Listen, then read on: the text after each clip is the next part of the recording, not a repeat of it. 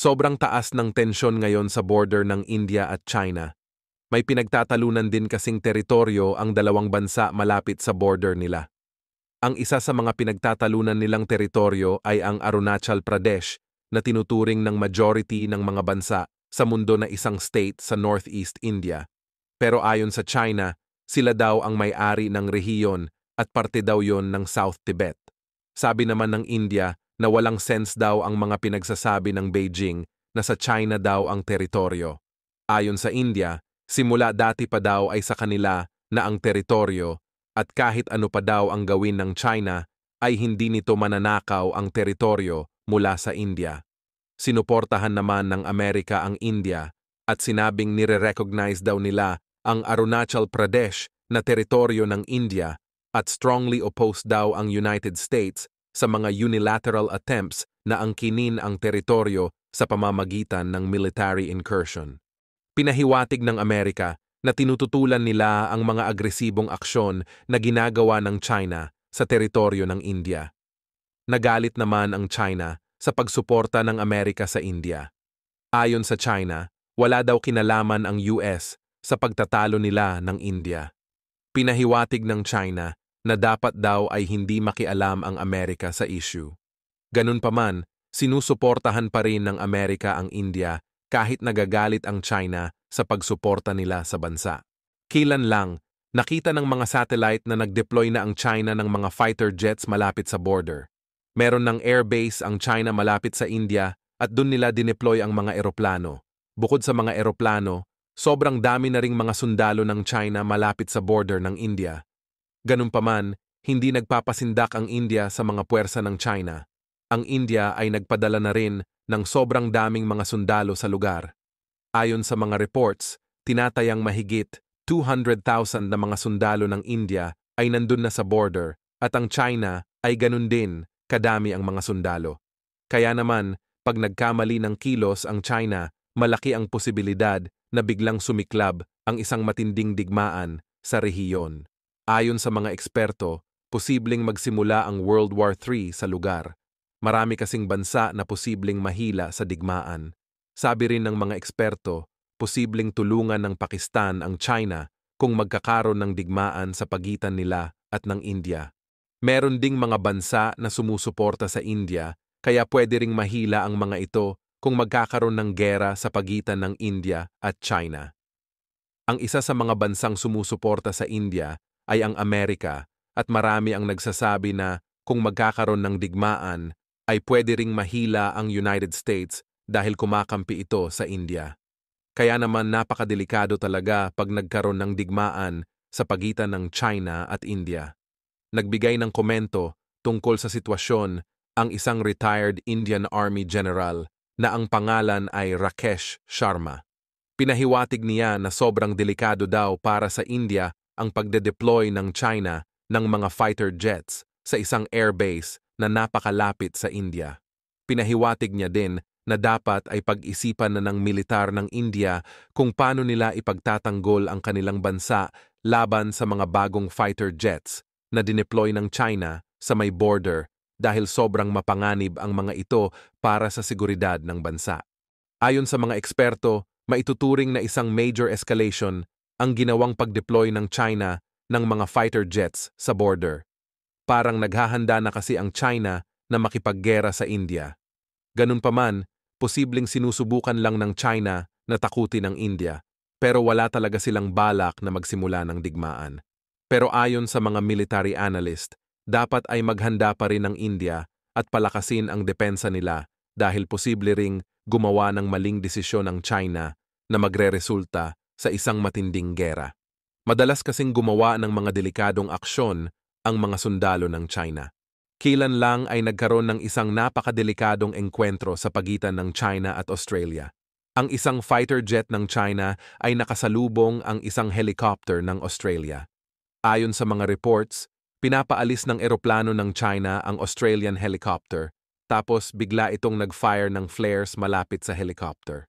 Sobrang delikado ng aksyon na yon dahil merong posibilidad na bumagsak ang helicopter dahil sa mga flares. Kaya naman, kinondena ng Australia ang ginawa ng fighter jet ng China. Ayon sa mga military analyst, halatang sinasadya daw talaga ng eroplano ng China ang ginawa nito.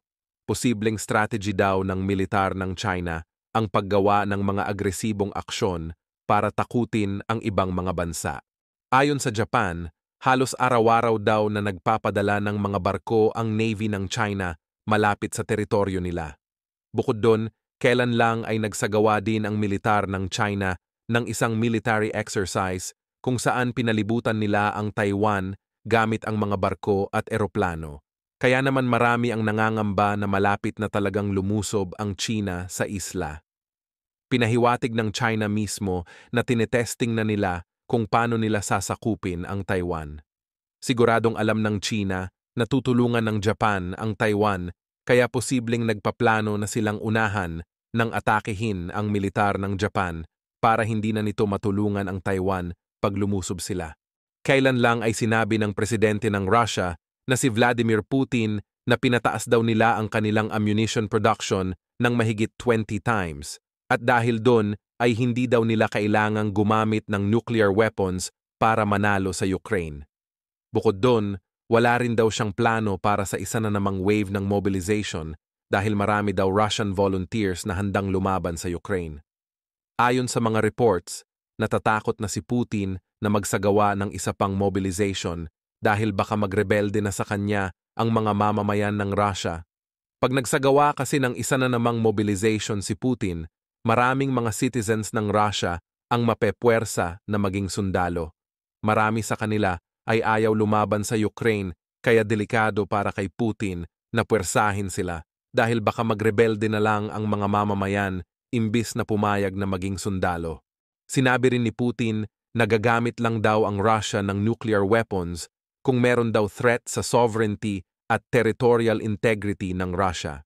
Sa tingin niya daw ay wala pa kaya hindi daw kailangan na gumamit ng mga nuclear weapons. Parang nagbago ang pananalita ni Putin tungkol sa nuclear weapons. Hindi kasi karaniwan para kay Putin na hindi magbanta na gagamit ang Russia ng nuclear weapons.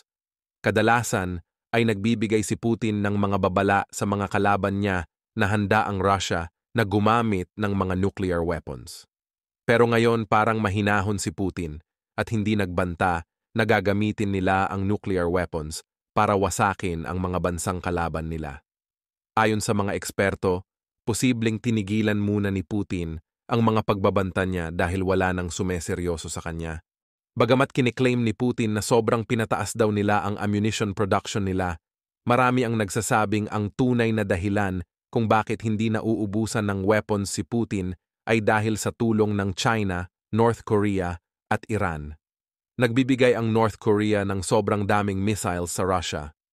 Ayon sa mga reports, ang mga factory ng North Korea ay walang tigil ang pagmamanufacture ng mga missiles para ipadala sa Russia. Pero maraming eksperto ang naniniwala na merong kapalit ang pagtulong ng North Korea sa Russia. Ayon sa mga eksperto, dahil mas magaling ang mga engineer at scientist ng Russia kesa sa North Korea, humihingi ang North Korea ng tulong sa pagdevelop ng mga advanced weapons. Bukod doon, marami ang nangangamba na baka tulungan din ng Russia ang North Korea sa paggawa ng mga nuclear weapons.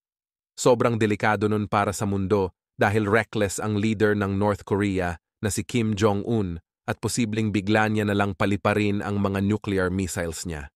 Ganun pa man, ayon sa mga reports, hindi masyadong marami ang nuclear weapons ng North Korea kaya marami ang naniniwalang posibleng ma-intercept ang mga ito. Merong plano ang NATO na mag-install ng isang permanenteng Ukraine envoy na nakabase sa Kyiv. Kung itutuloy ng NATO ang plano nila, magiging isang mensahe yon para sa Russia tungkol sa commitment ng alyansa sa pagtulong sa Ukraine. Ayon sa mga eksperto, malaki ang posibilidad na pagkatapos ng gera, isasali na ang Ukraine sa NATO. Napaka-importante nun para sa Ukraine dahil kahit matapos pa ang digmaan, hindi ibig sabihin nun na hindi na mapanganib ang Russia.